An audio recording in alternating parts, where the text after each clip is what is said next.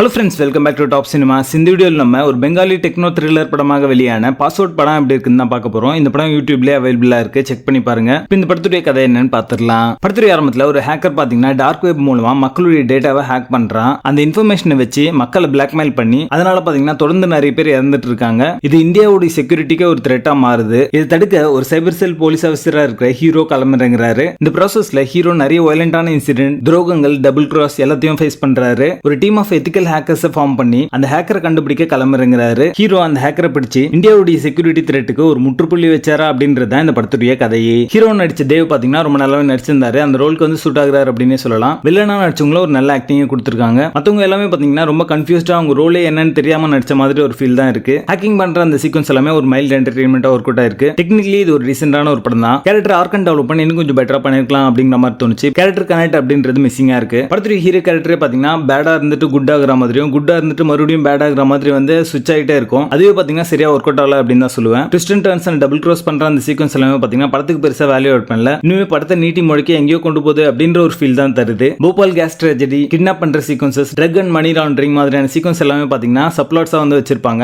அது பெருசா இந்த படத்துக்கு வேல்யூ ஆட் பண்ணல. ஒரு கிரிப்பிங்கான ஸ்கிரீன் பிளே கொடுத்திருந்தாங்கன்னா இது ஒரு பெட்டரான ஒரு படமாவே வந்திருக்கும். படத்துடைய பேசிங் ஆவரேஜா இருக்கு. மொத்தத்துல இது ஒரு பிலோ ஆவரேஜ் டெக்னோ த்ரில்லர் படம் தான். படத்துல அர்க்கான இருக்கு. இந்த படத்தை நீங்க ஃபேமிலியோட பார்க்காதீங்க. பாஸ்வேர்ட் படத்துக்கு எங்களோட ரேட்டிங் 4 out of 10.